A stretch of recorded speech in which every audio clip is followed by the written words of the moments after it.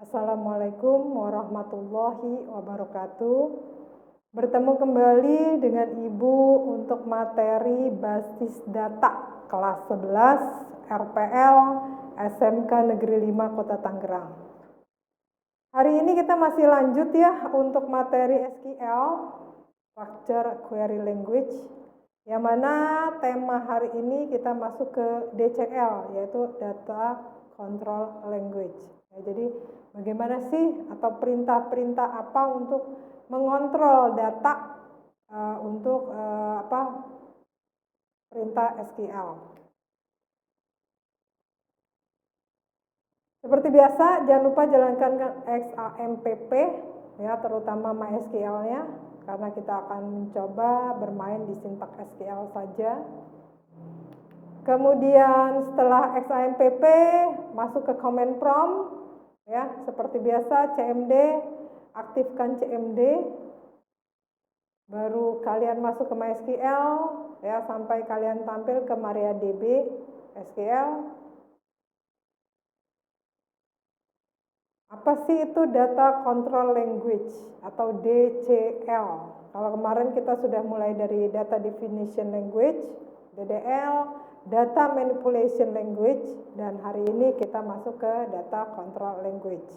Ya, jadi 3 bagian dari bahasa SQL yang harus kalian kuasai, mulai dari definition itu awal dari membuat ya, create, semuanya create.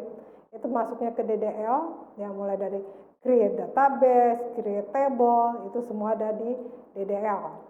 Kemudian DML, apa itu DML? Data Manipulation Language, itu fungsinya sesuai dengan kata-katanya, manipulation, ya, berarti berhubungan dengan semua manipulasi data. Sedangkan kontrol berarti dia mengontrol, ya. Jadi tujuannya mempelajari tentang mekanisme yang diterapkan dalam RDBMS dan cara menggunakannya. Berisi identifikasi pengguna atau users, kemudian hak istimewa, privilege, sintak grant, dan sintak revoke. Nanti ada penjelasan apa itu sintak grant fungsinya dan apa fungsi dari sintak revoke. Ya, di sini namanya kontrol berarti kita mengontrol ya, atau membatasi ya hak akses. Ya, yang utama karena kita mengontrol dari pengguna. Di sini pengguna itu misalnya kita lihat ada bagian sales, ada bagian admin, kemudian Fred misalnya di sini adalah manager. Berarti privilege atau batasan aksesnya pun kita bagi sesuai kebutuhan. Ya. Kayaknya kalau sales, yang namanya sales ngejual data yang utama atau data yang wajib dia miliki yang berhubungan dengan produk dan bagaimana dia transaksi penjualan. Ya, itu udah pasti haknya si sales. Sedangkan manajer atau admin, manajer misalnya di sini adalah Fred dia sendiri, karena dia atasan dari, misalnya di sini taruhlah Fred adalah manajer sales. Sepertinya dia nggak perlu mengontrol data produk, kemudian berapa transaksi dan lain sebagainya, pembelinya bagaimana itu. Yang utama Fred di sini butuh data-data hasil akhir dari si sales. Misalnya, berapa jumlah penjualan barang pada bulan ini, berapa total yang terjual, jenis barang apa yang lebih banyak diminati oleh pembeli. Kemudian kebanyakan pembeli itu dari gender apa? Maksudnya gender ini ya bisa kita klasifikasikan dari umur, kemudian juga bisa klasifikasikan berdasarkan jenis kelamin, ya. Kemudian juga dari sebenarnya ini produk untuk anak-anak, dewasa atau teenager, maksudnya remaja. Nah, kemudian remaja ini ternyata lebih sukanya yang menggunakan itu laki-laki atau perempuan dan lain sebagainya ya. Jadi si Fred ini karena dia sebagai manajer hanya berhak untuk mengcalculation ya, mengambil kesimpulan kira-kira ini barang yang paling banyak dibeli ya oleh siapa sih dan kenapa gitu loh. Jadi istilahnya larinya hasil dari identifikasi si Fred, manager sales, ini akan lari ke produksi. ternyata banyakan yang dibeli itu ini loh dari produk A, B, C, D yang dibuat oleh pabrik misalnya XYZ, dia memproduksi barang A, B, dan C. Ternyata yang paling banyak dibeli adalah B. Kenapa paling banyak B? Ya, mungkin bisa identifikasi dari barang A, B, dan C ini. Kemudian juga berarti produksi lebih baik yang diperbanyak itu adalah yang paling sering dibeli dibandingkan dengan yang produk jarang dibeli. Ya, itu identifikasi fungsinya dari users, ya, fungsi dari pengguna. Hak istimewa atau privilege, ya, yaitu hak istimewa atau hak akses ya. Hak istimewa yang diizinkan itu mulai yang ada di manipulation. Manipulation itu mulai dari select, insert, update, delete ya. Select itu tampilkan, insert itu masukkan data, update itu merubah data, kemudian delete itu menghapus. Ya, itu semua adalah hak pada DML, Data Manipulation Language. Nah, ada juga hak istimewa create table, create view, create prosedur, create trigger, rule, default, dan lain sebagainya. Ini berhubungan dengan DDL, Data Definition Language. Nah, ini privilege ini kita akan bagi ke siapa sesuai dengan kebutuhan. Ya, kira-kira kalau yang namanya admin pasti semuanya dia bisa atau dia berhak ya. Dia berhak memiliki semua hak istimewa. Tapi di luar dari admin mungkin kita bisa lihat lagi dia bagian apa dari perusahaan tersebut yang dia berhak untuk mendapatkan hak istimewa atau privilege di bidang apa atau di bagian apa. Jadi nggak perlu semua hak privilege kita serahkan kepada semua user, tapi kita lihat lagi sesuai kebutuhan. Pemilik atau pembuat tabel secara otomatis memiliki semua hak istimewa, ya, yaitu admin atau pembuat yang utama sih pemilik atau pembuat tabel ya pasti dia adalah admin ya, maka dia pasti memiliki semua hak istimewa. Hak istimewa langsung atau direct privilege, ya dia juga memiliki hak ke customer, ke order pemesanan, produk, kemudian juga ke staff ya, maksudnya ke pegawai-pegawai, semua pegawai bukan hanya satu pegawai, tapi semua pegawai dia bisa, karena emang yang namanya admin atau dia hak istimewa direct privilege ya karena dia emang pemilik ya, pemilik program atau emang dia yang bertugas untuk mengontrol dari semua user yang ada di perusahaan. Hak istimewa tidak langsung atau indirect privilege ya, itu misalnya melalui admin masuk ke program, kemudian ada user itu terbagi, ada yang customer, ada yang order, ada bagian produk, ada yang staff. Nah, ini adalah indirect privilege ya. Nah, ini indirect privilege inilah yang kita bagi hak aksesnya mau di DML atau di DDL.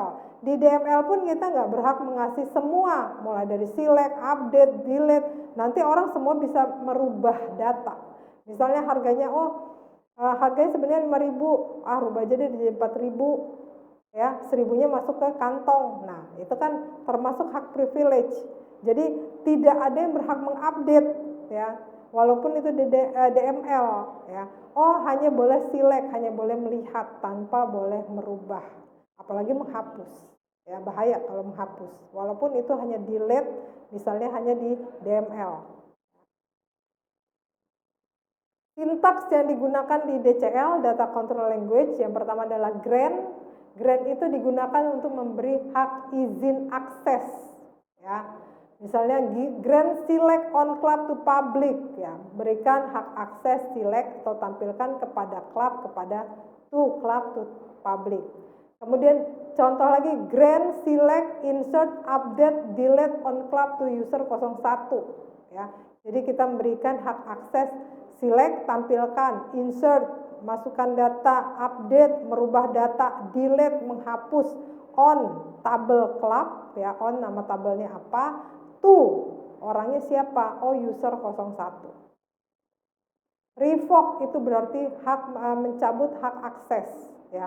Grant memberi, revoke mencabut Ya, saya sudah kasih grant nih, oh saya mau revoke deh, saya mau cabut lagi nih hak aksesnya karena orang ini ternyata tidak baik menggunakan hak aksesnya, ternyata dia rubah-rubah data dan lain sebagainya. Kita revoke nih, oh ya udah deh, dia nggak kita revoke semuanya, kita cabut hak aksesnya, yang utama update, kemudian sama menghapus, delete, dan insert menginput data, tapi dia masih boleh melihat, select. Kita lihat misalnya di user 01 ya. User 01 tadi kita udah beri hak akses, select, tampilkan, insert, masukkan data, update, merubah data, delete, menghapus. Kemudian kita revoke, kita cabut hak aksesnya, kita revoke dia di insert, revoke, insert, update, delete pada tabel on club ya, pada tabel club from dari usernya siapa, di sini user 01. Tadinya kita sudah grant, kita sudah beri hak akses kepada si 01, kemudian kita cabut hak aksesnya, tapi tidak semua kita cabut. Ya, kalau kita mau cabut semua, revoke all, revoke cabut hak akses all, semua pada tabel club dari misalnya contoh di bawah from public ya, dari si usernya public. Kemudian ada non-ANSI privilege ya, sample non-ANSI table privilege, grant alter on depth to Sally. Kemudian grant index on depth to John. Ya, ingat grant kemudian nama aksesnya apa yang kita berikan, on kemudian nama tabelnya, to nama usernya. Ya. Sample non-ANSI database privilege, grant izinkan koneksi ke dalam database, on database, to kepada John dan Ann. Berarti si John dan Ann berhak mengkoneksi langsung ke database. Ya.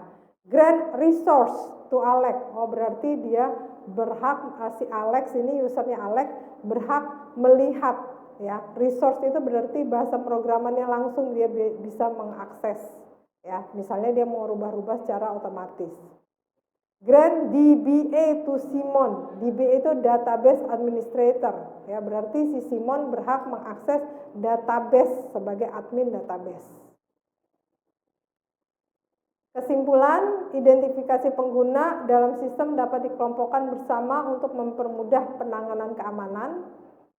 Hak istimewa atau privilege, izin dapat diberikan di beberapa tingkat dan dapat diberikan secara langsung atau tidak langsung menggunakan tampilan dan prosedur pengguna. Grant statement digunakan untuk memberikan izin orang pada objek database. Revoke statement digunakan untuk mengambil izin orang pada objek database. Dan sistem katalog berisi informasi tentang izin dalam sebuah katalog. Jadi kita kalau mau tahu user siapa aja, hak aksesnya apa saja, kita lihat di sistem katalog. Oke, untuk materi saya database kelas 11 hari ini hanya sampai di sini. Mungkin ini adalah materi terakhir ya, karena minggu depan, maksudnya di awal Maret kita sudah UTS, Ibu kembali mengingatkan. Untuk materi UTS semuanya Ibu ambil dari PowerPoint yang sudah Ibu buat ya, yaitu dari streaming kita mulai per Januari sampai hari ini untuk yang database. Dan begitu pun dengan materi PPL ya, karena di kelas 11 ini Ibu mengajar 2 mata pelajaran, dua-duanya semua sama. Semua materi Ibu ambil dari streaming.